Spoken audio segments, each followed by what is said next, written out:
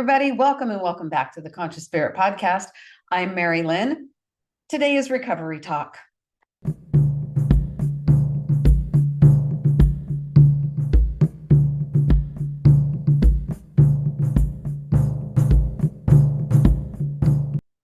I very recently got back from a vacation. My husband and I went on a week road trip, 3 states, 11 disc golf courses, camel races in Virginia City, Nevada, and we had a ton of fun. The one thing that really blew my mind on that vacation was the 3 days while we were in Reno, the exposure to alcohol was mind-blowing to me. And not only was the exposure itself kind of culture shock, because I am not around alcohol these days at all. But when I said to my husband, there is no way I could work around alcohol. I could not work in a bar or a restaurant and serve it. And he didn't hesitate. He said, no, you could not. He said, you are not a Sam Malone Cheers bar owner. And it was a little embarrassing, if I'm honest, to have to admit that the pull that alcohol has for me is strong enough to make me that afraid to be around it on a regular basis, like working around it. I know many people who are sober, they are strong in their sobriety, and they do work around alcohol. They work in a bar or in a restaurant and they serve it. And that's wonderful for them. I don't know how they do it. Maybe they've done some healing that I haven't done. Everybody's journey is different, though. That I know. But boy, I got to tell you, I was really surprised that thought came and that realization. And yeah, it was embarrassing. Embarrassing to myself that, like, what? There's judgment involved, of course. Thinking that is so sad. You have over 14 and a half years of sobriety, and yet you couldn't serve alcohol without drinking. Now, would I drink? I don't know. I don't know. What I do know is that the pull that the alcohol had, that enticement, woo, that would be like self-induced punishment, right? To just put myself in that situation on a daily basis. For me, it would feel like, I dare you not to drink. How strong are you? How much humility do you have? And how much ego do you have? And there's just this whole silly mind game that like flashed through my brain around being exposed that much to alcohol, and to go to work every day and be around it. The opportunities for hiding or lying were overwhelming, because that's what went through my mind. And that is part of being an alcoholic. You figure out, how are you going to maintain your habit sometimes without getting caught? How sneaky can I be? How much can I drink until my husband, recognizes that I'm drunk? there was not a conscious thought of that, but there was a subconscious thought of that in looking back over the years. I remember thinking, ooh, I can have one more before he gets home. And then I remember him getting home and me just being blotto. And, you know, it was after I got sober, we would have conversations where he would tell me sometimes I'd be afraid to come home because I didn't know who I'd come home to. I wouldn't know if I would come home to a completely sober Mari-Lyn, to a one drink Mari-Lyn, a passed out on the couch Mari-Lyn, a raging, angry, drunk Mari-Lyn. That was heartbreaking. To hear him talk about that, it really did. It broke my heart. And he wasn't sharing that with me to shame me. He was just sharing his experience of what it was like to live with a drunk who experienced the full gamut of emotions while drinking. Yeah, that dynamic of the magnetism that alcohol has with some people and definitely has with me.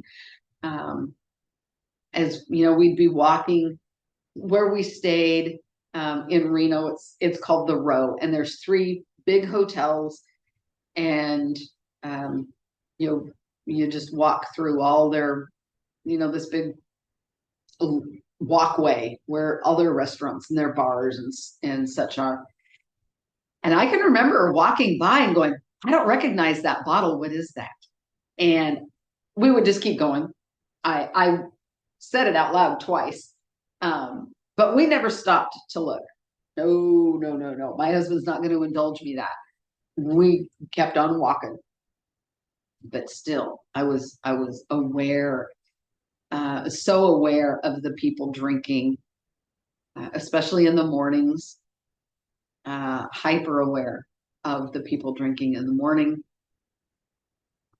The amount of women, this really surprised me. The amount of women I saw drinking beer while the man wasn't drinking. Did they get their beer at the same time and he finished and she hadn't? Sure. I don't know. But I saw a lot of women walking around drinking beer out of a bottle, and the man they're with is not drinking. And I'm like, that is so interesting to me. Yeah, just a, I don't know, side note. So back to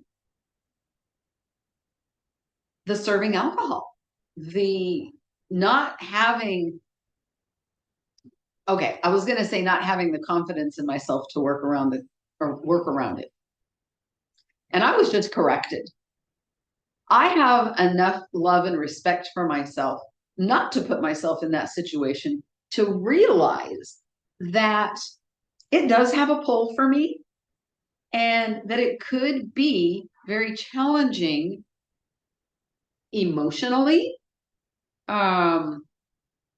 even physically, to be in that environment where I was constantly exposed to it. So that also got me thinking about people who do work in that industry. You know, if you work in that industry and you get sober, that's not to say everybody that works in the industry is a drunk. Not what I mean. But if you do work in that industry and you realize you're alcoholic and you get sober, what are you going to do? Change your career? Maybe. I mean, some people might. But many people who are in the service industry, they love what they do. That's why they do it, and they're good at it. So it got me thinking, do these people who are sober and work every day around alcohol, do they have a support system?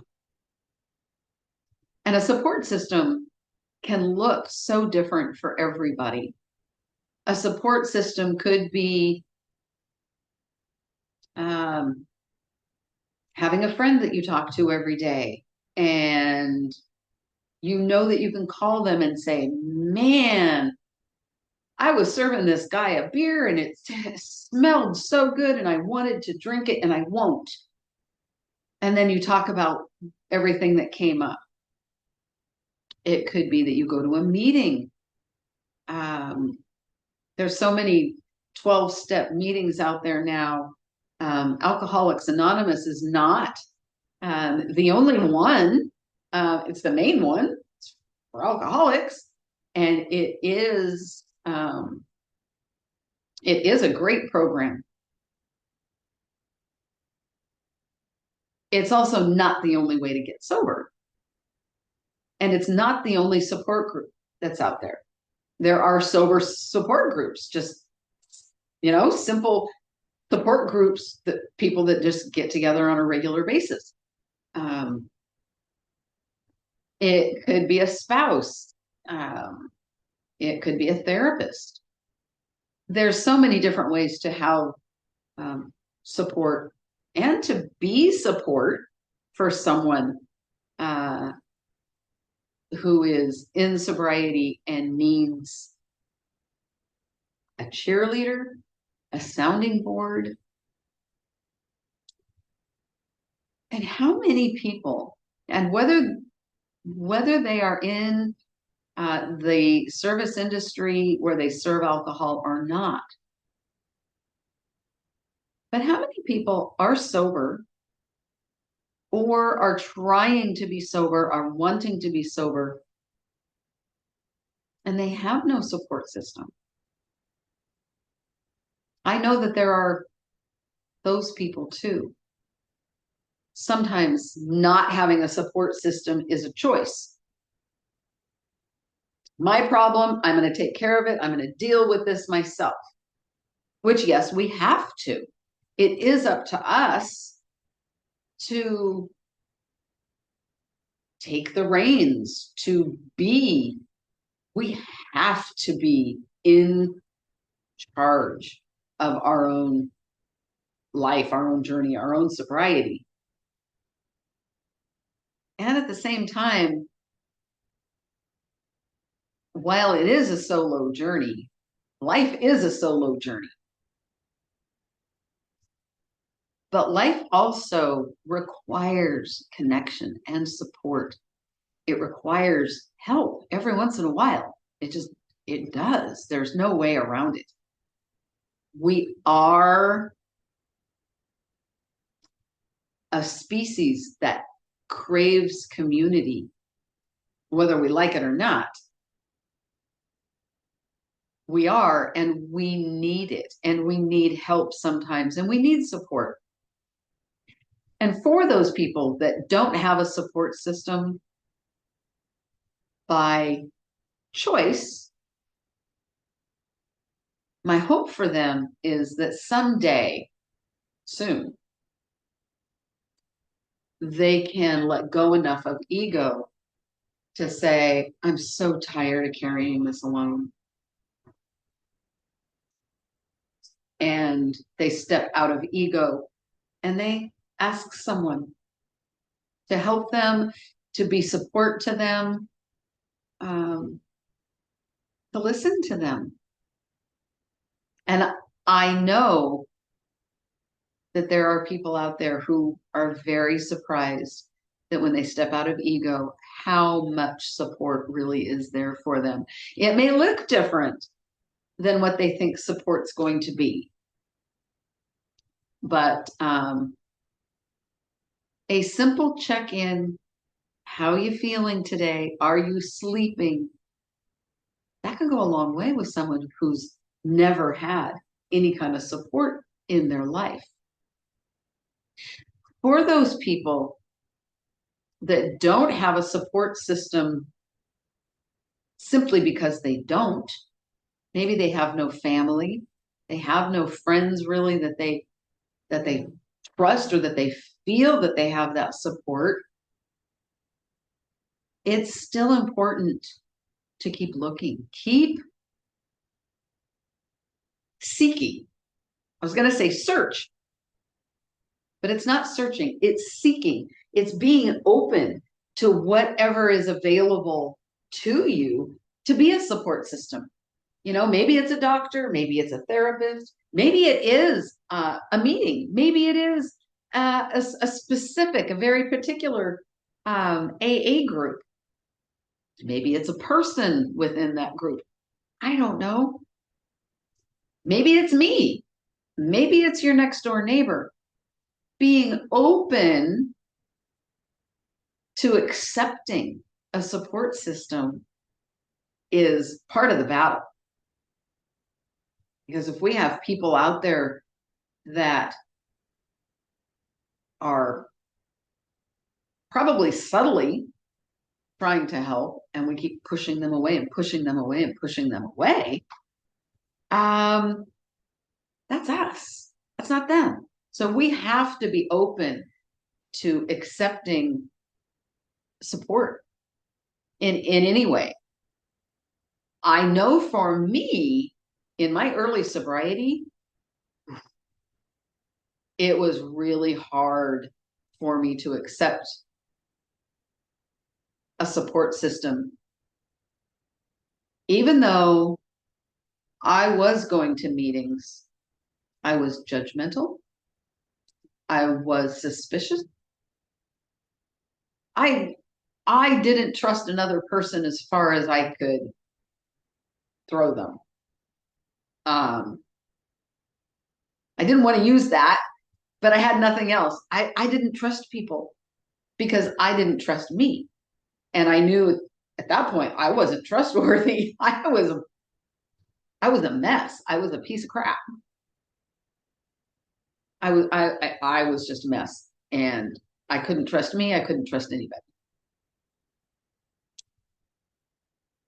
And through the years, I realized the support system that I had in my husband, which I'm going to say is unfortunately very rare.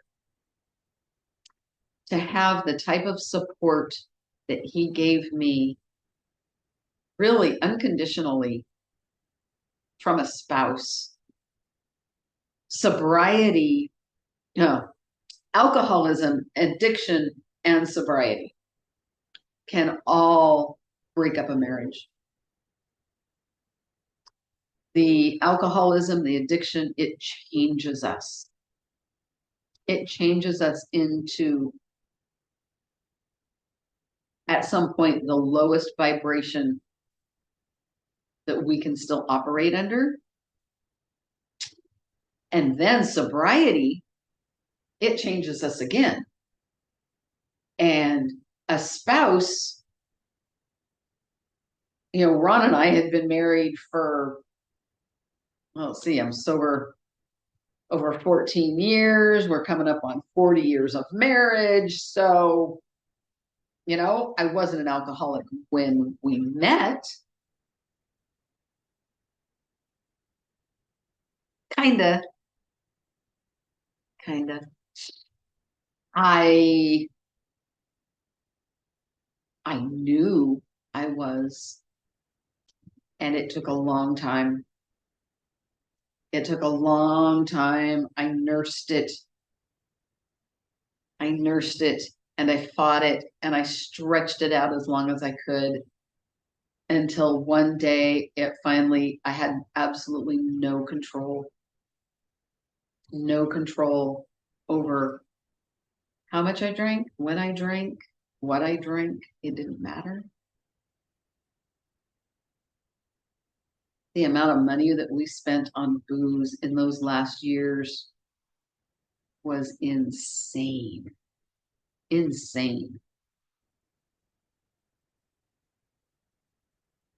I totally lost my train of thought. that completely took me back to the time of lack of love, lack of self-respect, lack of anything but the want to drink.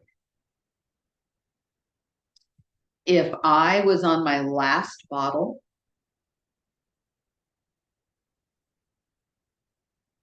and it was about half gone, I would instantly, I would be in a bad mood because I knew it was about gone and I was going to have to replenish my stock. Reno was a yearly trip for us. And back then booze was cheap. And so we would buy cases. And we finally, I think what we ended up buying was 2 cases of my brandy and then another case of just mixed stuff. I don't even want to remember that time. But the mood swings that were associated with the amount of alcohol that I had available to me was incredible. I think the last time we bought a significant amount of alcohol in Reno, I actually put the cases up in the attic, so I would have to work for it. I would have to climb the ladder. I'd have to go up. I'd have to, it was a whole ordeal. So it wasn't quite so easy get to it, which is really weird. That just seems really weird to me. If anybody out there understands that, please let me know. Because that just seems really weird that I would do that. But put those cases up in the attic so I would have to work for it to get it. That should have been a clue, right? Well, it was a clue. And I thought I was doing myself a favor. No, I did myself no favors until I stopped. And that wasn't really even my choice. When you do something to physically and emotionally hurt someone that you love very dearly in a drunken rage, and you're told, you don't stop, they're out of your life forever. Well, that makes you go deep. It really makes you look at yourself, at what you're doing, at what you want. And I remember thinking, how did I get so screwed up? How did it happen? And realizing I had to stop. And I said to my husband, I have to stop, don't I? He said, yeah, you do. You do. I pray I never forget that.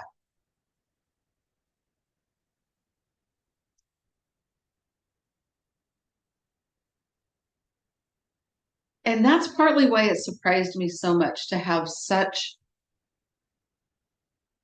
an interest, such a pull to the alcohol while we were in Reno. And at the same time, I'm grateful because it helps me remember. And it helps me recognize that I don't always use my support system to my highest good. And that I keep my support system very small. I keep my support system very small because I think this is just coming now. I think by keeping my support system very small, that I'm safe. And that's not true. That is not true at all. Partly I know it's true because I am sitting here sweating. I am emotionally very affected by these thoughts. Going back to being taken back to the depths of my drinking and how much I drank, and then back to the next morning after my last drunk. I am not going to lie, that is hell. Going back through that memory, living it was hell. Going back through that memory, that is hell. And I thank you for allowing me to share that. I hope that there is somebody out there that is listening to me and you see I did it and you realize that you can do it too. The amount of pain that my drinking caused me, let's not even talk about the amount of pain that it caused other people, because it had its share, trust me. I'm not going to talk about any of that. But the amount of pain that my drinking caused me, and clearly still causes me when I have those memories, it causes shame and guilt and grief and confusion. It kept me in my wounding. There is absolutely no way that we can heal when we are in active addiction. Healing physically from a physical injury is hard enough when we're in active addiction. But to heal emotionally and spiritually, we can't do it. We can't hardly do it in early sobriety.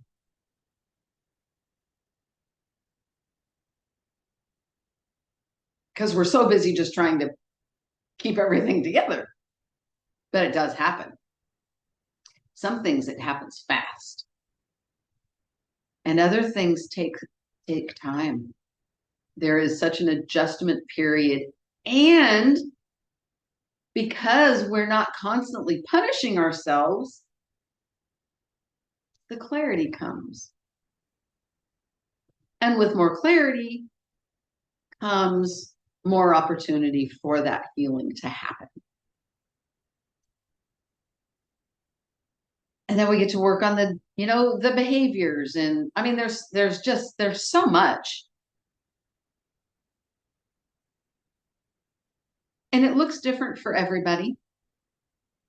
And it depends on your support system. And it depends on, if you are seeing a therapist, if you are going to meetings, if you're doing it alone, if you're just going to pull up your bootstraps and I'm just going to plow through this and use my willpower. Good luck to you, because I don't think willpower is enough. Healing, the clarity of who we really are, not what we've done, but who we are, what we want out of life, what we want for ourselves, and what we want for those around us, those people that we love. And we get to start exploring all of that and experiencing joy, even experiencing joyful memories. Because when we are drinking, when we are in our addiction, I can only speak for myself. Okay. When I was in active addiction, when I was drinking, I didn't have a whole lot of joy in my life. Didn't have a whole lot of joyful memories.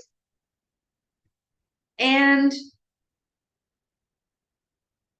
it's not been until recently, I'm really sad to say, that I'm giving myself the opportunity to really experience joy without judgment. What I found out was that up until recently, I have still been punishing myself, mostly, I believe, for being the drunk that I was. I didn't deserve joy. We all deserve joy. And while I could experience joy in certain situations, I still quenched it. I would have a judgment attached to it, and I would have an expectation attached to it. And I know without a doubt that I had to experience that because as a teacher, as a spiritual, I don't know, as a spiritual guide, um, because that is part of what I do is helping people along their spiritual journey and heal. So I have to be able to experience certain things for myself before I can help anybody else maneuver through it. And that's my story, and I'm sticking to it. Because it's easy for me to say, geez, Mari-Lyn, what's taking you so long? You know? But it doesn't matter how long it takes us. It's the fact that we're moving toward it and we're seeking it out and we're doing it. I was going to say try, and they said, no, ma'am. Even if it takes us a long time, we are still doing what we need to do to finally get there. Finding a place of acceptance to allow yourself joy is a beautiful gift to give yourself. And I'm going to say that's partly why I know I could never be around alcohol, just because of the amount of conscious effort it would take me to remain in a high vibration, to remain sober, to remain intellectually and emotionally sober, not only physically sober, because the behaviors of alcoholism or addiction, the behaviors that we fall into, we can fall into those behaviors without being active in our addiction, without actively drinking. Pam and I did a podcast on this. Pam is not an alcoholic, and yet Pam still had some alcoholic behaviors because she grew up in a household of alcoholics.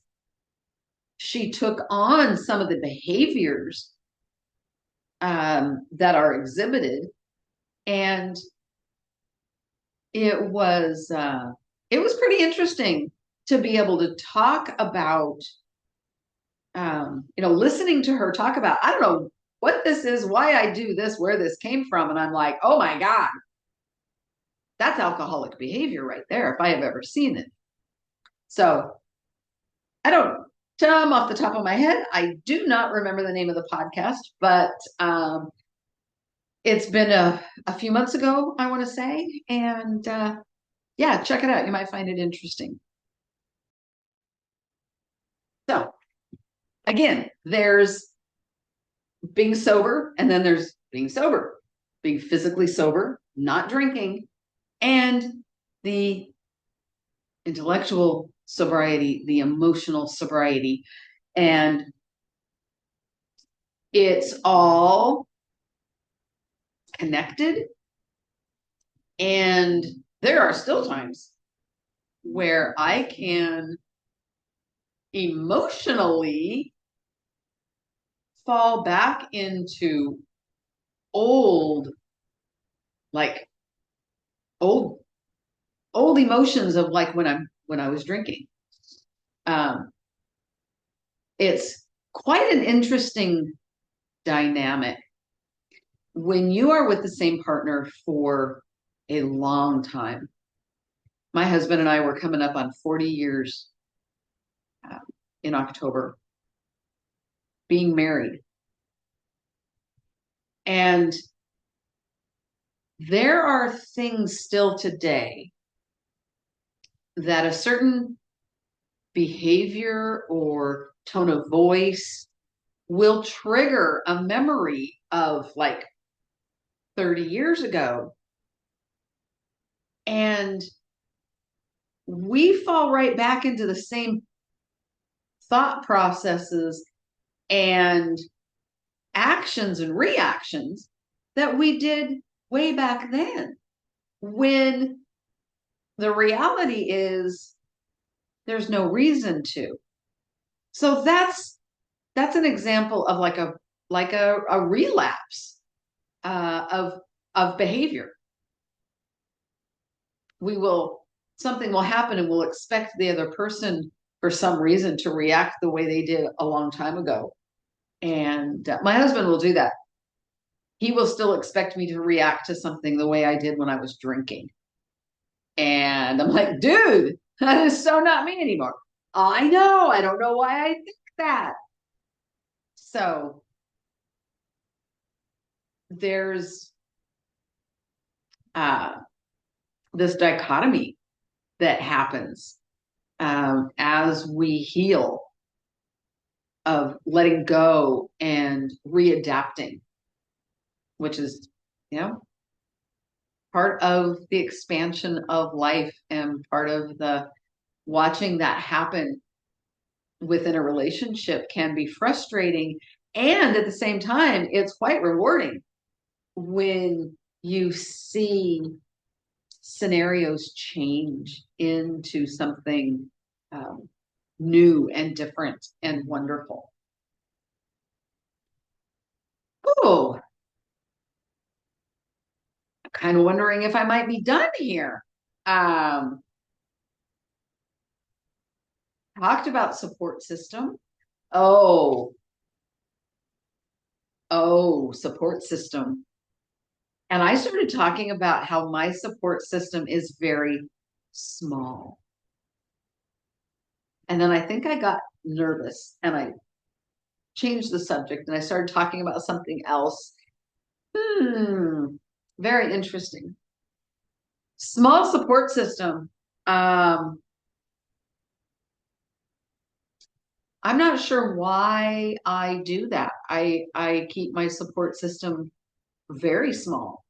Um, my husband, Pam. In a way, all of you, though, are my support system. Whether I'm on here talking recovery, whether I'm doing setting your intentions, waking up with intention, the Saturday exercise thing, whether it's a full-blown podcast or whether it's on the paranormal channel, my clients and my students. So I take that back.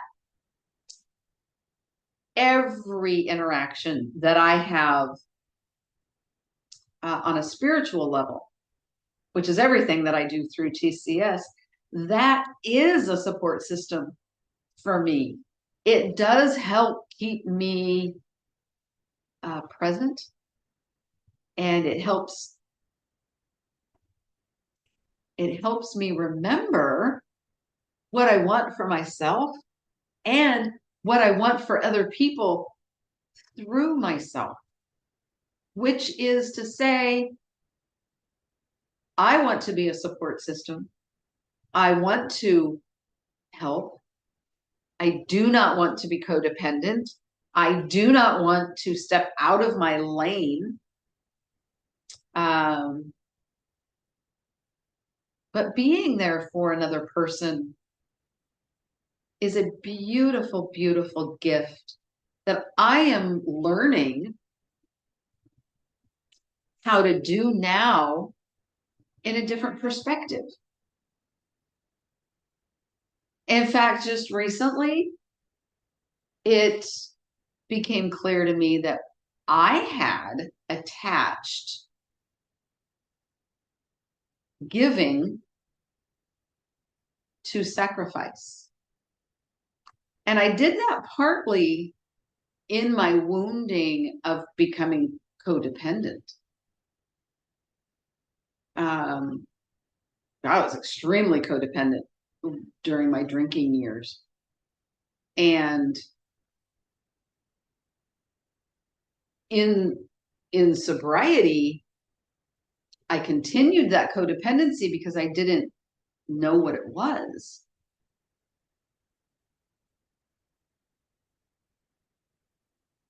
And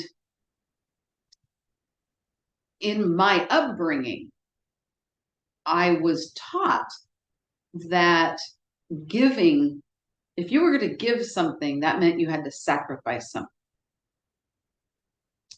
And so it was really easy for me to wrap that all up in codependency and then really become a victim. And it was just disgusting and gross. And I've done so much healing around codependency. And, you know, in my version of codependency, I would give and give and give in hopes of receiving love.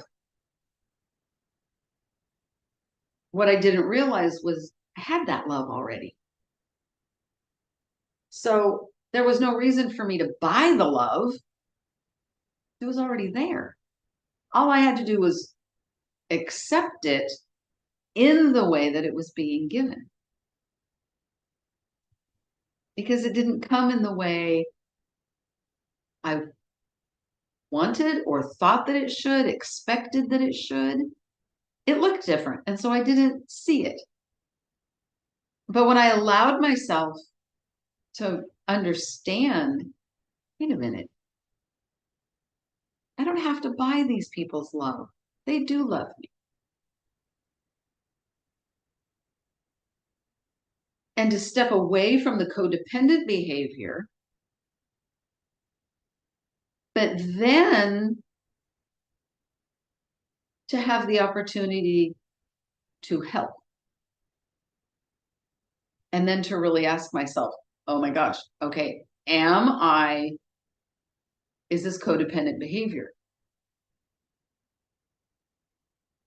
Am I really helping? Am I stepping out of my lane? Have I left my backyard and completely immersed myself in their backyard? And I'm honestly able to say right now, this time, no. I am able to give and have boundaries around that and not sacrifice anything. And not that I ever did sacrifice, but I always felt like there was a sacrifice. And sometimes sometimes I would make up a sacrifice. I would find something to sacrifice because that's what I believed had to happen. So I would sacrifice myself or my happiness, my ability. Oh my gosh, I would sacrifice my ability to find joy. That's exactly what I did.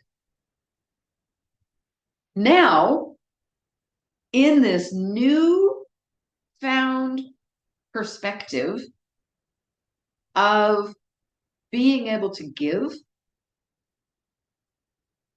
healthfully and helpfully, when the time is right, when the circumstance is right, and not forcing anything on anybody, not forcing my will on anybody, not forcing decisions on anybody. That all comes with gross codependency.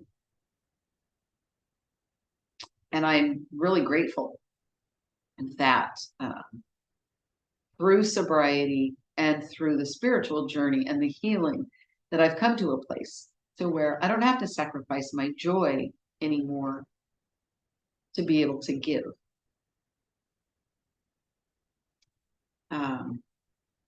Yeah, that's been really, really big for me. The healing, the learning, the clarity, it does not end in this life. I fully am prepared. And you know, my guide cowboy always tells me, be prepared for what you wish for. I am prepared to continue to peel away different layers of wounding, of expectation, of perspective, and to be able to see things in a different light and to maneuver through things in a different way. That's what's meant for us in this life, is to heal and to evolve, to grow.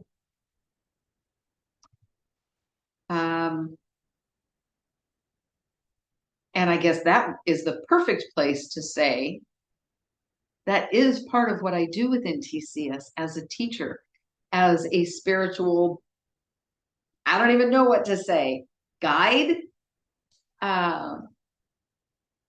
If you have been thinking about wanting to go further on your spiritual journey, reach out. If you have been thinking, I need more in sobriety, reach out. Even if you're thinking, I need sobriety, reach out. If you are listening to this on wherever you stream your podcast, you can text the show. All we get is the message. We do not get your name or your phone number. So you can text as a comment. If you want to email us, though, please go to our website at tcseverydayspsychics.com and reach out through the contact us form there. Let me know what it is that you need, and we can set up a consultation to figure out exactly what your goals and your needs are, and go from there. Love to know your comments, and I really appreciate you showing up and sharing your recovery, sharing my recovery. Absolutely. Thank you for sharing my recovery and allowing me to come on and